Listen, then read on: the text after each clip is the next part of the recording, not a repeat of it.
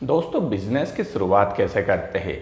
Business की शुरुआत करने के लिए हमें शुरुआती कुछ स्टेप उठाने पड़ते हैं, कुछ कदम उठाने पड़ते हैं। अगर हम ये शुरुआती कदम समय रहते उठा लेते हैं या फिर बिजनेस स्टार्ट करने से पहले उठा लेते हैं तो आपका बिजनेस हमेशा सफल होता है और उसके सफल होने की और प्रॉफिटेबल होने की गारंटी भी बढ़ जाती है। आज मैं आपको यही बताऊंगा कि बिजनेस की शुरुआत करने से पहले क्या करना चाहिए, कैसे सब चीज़ें प्रबंधन करना चाहिए, कैसे मैनेजमेंट करना चाहिए। इसमें हम टाइम मैनेजमेंट के बारे में बात करेंगे, इसके बाद वर्क मैनेजमेंट के बारे में बात करेंगे, इसके बाद आपकी प्लानिंग कैसी होना चाहिए बिजनेस से पहले और बिजनेस के बाद। अगले 5-10 साल की आपके बिजनेस की प्लानिंग होना ज़रूरी है, तो उसके ऊपर आपकी प्लानिंग करना सिखाएंगे। और इसके अलावा भी जो अन्य चीज़ें हैं जो कि बिजनेस के शुरुआत में कदम उठाए जाते हैं वो भी हम बात करेंगे। तो कम्प्लीटली इस वीडियो को पूरा देखना, आपके लिए सबसे ज़्यादा ये यूज़फुल होने वाला है। और दोस्तों, मैं इस फील्ड में लगभग 10 साल से काम कर रहा हूँ। मेरा एक ऑनलाइन स्टार्टअप है जिसमें हम होम डिलीवरी देते हैं कस्टमर को और बढ़िया प्रॉफिटेबल बिजनेस है मेरा। इसके अलावा मैं स्कूल मैनेजमेंट भी करता हूँ, स्कूल डायरेक्टर हूँ, जिसके मेरे उड़ान पब्लिक एकेडमी के नाम से लगभग 10 ब्रांचें चलती हैं। इसके अलावा मैं एक पार्ट टाइम यूट्यूबर और फुल टाइम ब्लॉगर हूँ। तो इस फील्ड में मैं काफ़ी समय से काम कर रहा हूँ, इसलिए आपके लिए ये वीडियो हेल्पफुल हो सकता है। तो दोस्तों, चैनल पर नया है तो चैनल को सब्सक्राइब कर लेना, बेल आइकन कट कर देना, क्योंकि मैं ऐसे ही यूज़फुल वीडियो हमेशा लाता रहता हूँ। तो चलिए देख लेते हैं। दोस्तों, टाइम मैनेजमेंट करना बहुत ज़्यादा ज़रूरी होता है। टाइम मैनेजमेंट करने के लिए आपको कुछ बातों का ध्यान रखना पड़ता है। सबसे पहली बात रहता है कि वर्क मैनेजमेंट और टाइम मैनेजमेंट। तो देखिए, बिजनेस की शुरुआत में आपको क्या क्या कदम उठाने हैं। सबसे पहले हम बात कर लेते हैं टाइम मैनेजमेंट की। देखिए, किसी भी बिजनेस को करने से पहले आपको ये ध्यान रखना है, ये आपको कंफर्म कर लेना है कि आपके पास टाइम कितना है, जिससे कि आप उसको सही जगह यूटिलाइज कर सके। जैसे कि हर व्यक्ति के पास 24 घंटे होते हैं, उसी टाइप से कुछ घंटों में वो अपने दैनिक कार्यों में लगाता है, सोता है और इसके अलावा अपने काम में भी लगाता है। तो हो सकता है आप अगर बिजनेस स्टार्ट कर रहे हैं तो इससे पहले भी आप कुछ न कुछ तो काम जरूर कर रहे होंगे, वहाँ पर भी आपका टाइम दे रहे होंगे। तो आपको ये ध्यान रखना है कि आपको अपना टाइम का मैनेजमेंट सही से करना है। आपको अपने मेन काम और मल्टीपल काम के जो टाइम है उसको डिवाइड कर लेना है कि आपको मेन जो टाइम रहेगा उसमें कौन सा मेन काम वर्क करना है और जो मल्टीपल टाइम है उसमें मल्टीपल वर्क करें, जिससे कि आपका सही से टाइम मैनेजमेंट हो सकता है। साथ ही ये भी ध्यान रखिए कि आप जो ये नया बिजनेस स्टार्ट कर रहे हैं इसके लिए कितने टाइम की आवश्यकता पड़ेगी और ये टाइम कितने आवश्यकता पड़ेगी और मैं कैसे इस टाइम को निकालूंगा मेरे दूसरे काम में से निकाल कर। तो ये भी आपको ध्यान रखने की आवश्यकता है। तो आप ये ध्यान रखिए कि मुझे कितना टाइम की आवश्यकता पड़ेगी इस बिज़नेस को करने के लिए और मुझे कितना टाइम देना पड़ेगा और क्या मैं इसे मल्टीपल वर्क समझूं या फिर मेन वर्क समझूं, इसमें भी डिफरेंस चाहिए। मल्टीपल वर्क क्या है, मेन वर्क क्या है, इसमें डिफरेंस कैसे लाते हैं, इसके ऊपर मैंने एक सेपरेट वीडियो बनाया है, मेरे चैनल पर जाके देख सकते हैं। मैं कोशिश करूँगा डिस्क्रिप्शन में उसकी लिंक प्रोवाइड करवा दूँ। तो इस टाइप से आपको देखना है। तो ऐसे टाइम मैनेजमेंट अगर आप करते हैं तो आपके बिजनेस की प्रॉफिटेबिलिटी बढ़ जाती है। साथ ही आपको ये भी ध्यान रखना है कि जब आपका बिजनेस थोड़ा बड़ा हो जाएगा तो क्या मुझे ज़्यादा टाइम देना पड़ेगा और ज़्यादा टाइम देना पड़ेगा तो मैं किस टाइप से ज़्यादा टाइम दूंगा।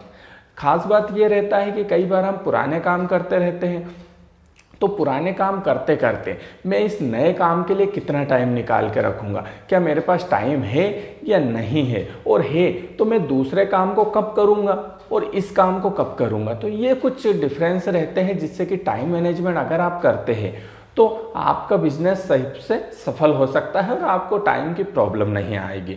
अब हम दूसरे पॉइंट की बात कर लेते हैं, वो है वर्क मैनेजमेंट। वर्क मैनेजमेंट कैसे किया जाता है उसके ऊपर मैंने एक सेपरेट वीडियो बनाया है, मेरे चैनल पर जाके देख लेना, या डिस्क्रिप्शन में लिंक दे दूंगा मैं। देखिए दोस्तों, वर्क मैनेजमेंट बहुत ज़्यादा ज़रूरी होता है। आपको अपने मेन थिंग और मल्टीपल थिंग में डिफरेंस लाना रहता है। आपको अपने मेन वर्क और मल्टीपल वर्क में अंतर करना रहता है कि आपके मेन वर्क कौन से, मल्टीपल वर्क कौन से हैं। आपको 5 साल, 1 साल, 6 महीने, 1 महीने और 1 दिन, समझ रहे हैं ना, 5 साल, 1 साल, 6 महीने, 1 महीने और 1 दिन की प्लानिंग करनी रहती है। अगर आप इस प्लानिंग को सही से ले जाते हैं आगे तक तो आपको कभी भी वर्क मैनेजमेंट की प्रॉब्लम नहीं आएगी और आपका वर्क सही से चलता रहेगा। आपको ध्यान ये रखना है कि दिन भर में जो भी आप दैनिक कार्यों को करते हैं उन दैनिक कार्यों की एक लिस्ट बनाइए। लिस्ट बनाने के बाद देखिए कि कौन से काम ऐसे हैं जिसको मैं करूँगा तो अगले 1 साल 5 साल में मैं इतनी तरक्की करूँगा। वही अगर ऐसे काम मैं करूँगा जिससे कि मुझे दैनिक कार्य है उससे तो मैं यहीं रह जाऊँगा। समझ रहे हैं मेरी बात? तो आपको यही ध्यान रखना है कि आपको कैसे वर्क मैनेजमेंट करना है।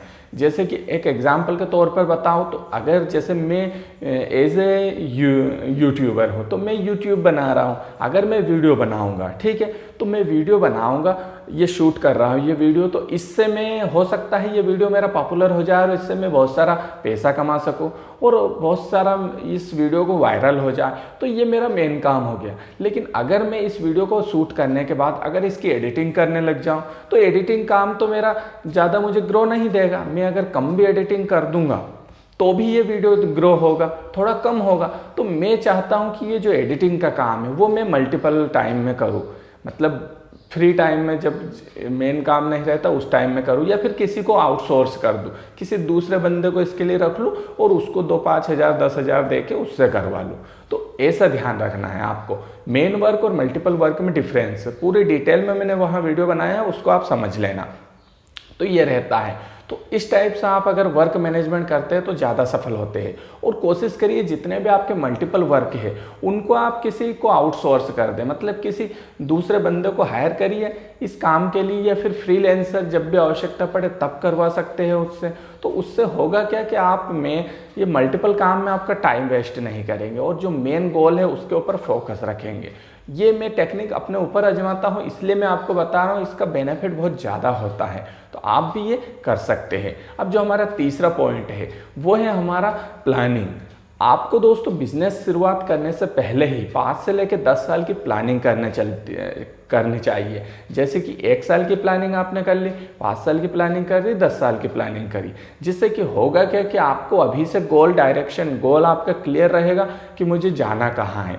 क्योंकि जब तक हमें पता नहीं रहता है जाना कहाँ है तो हम कैसे जाएंगे। तो अगर आप 5 साल की या 1 साल की प्लानिंग अपने बिजनेस की करते हैं, देखिए 5 साल का गोल सेट करिए और उसी के अकॉर्डिंग उसी की तुलना में 1 साल का गोल सेट कर लीजिए और उसी की तुलना में 1 महीने का गोल सेट कर लीजिए, जिससे कि होगा क्या कि आपका सही से मेन गोल सेट हो जाएगा और फिर आप 5 साल 10 साल की प्लानिंग कर सकते हैं। जिससे कि होगा कि 5-10 साल की आपकी प्लानिंग हो जाएगी, तो उसके आधार पे आप अच्छे से अपने बिजनेस को आगे तक ले जा पाएंगे और उससे फिर बिजनेस की प्रॉफिटेबिलिटी बढ़ जाती है। आपको सामने गोल क्लियर है कि मुझे इतनी सेल लाना है, इतना प्रॉफिट मार्जिन कमाना है और इतनी कस्टमर को नए को जोड़ना है, और 5 साल में अगर मैं आज ये ऐसे ऐसे करता हूँ तो 5 साल में मेरे इतने कस्टमर बन जाएंगे। तो इस टाइप से अगर आप करते हैं तो आपके जो बिजनेस है वो ग्रो होने के ज़्यादा चांस हो जाते हैं। तो इस टाइप से आपको ध्यान ये रखना है। तो दोस्तों ये थे कुछ तरीके जिससे कि अगर बिजनेस की शुरुआत में अगर ये कदम उठाते हैं तो आपका बिजनेस जरूर सफल हो जाता है। और भी इससे जुड़े हुए सवाल है तो मुझे कमेंट बॉक्स में कमेंट करना, मैं उसके ऊपर वीडियो बनाने की कोशिश करूँगा। तो बिजनेस की शुरुआत में कुछ स्टेप पर क्या टिप्स हैं, तो बिजनेस की शुरुआत में बिजनेस टिप्स कह सकते हैं या बिजनेस आइडियाज़ कह सकते हैं। तो इस टाइप से आप अगर करते हैं तो आपका बिजनेस जरूर प्रॉफिटेबल होगा। तो दोस्तों मिलते हैं किसी नए वीडियो के साथ, तब तक के लिए नमस्कार।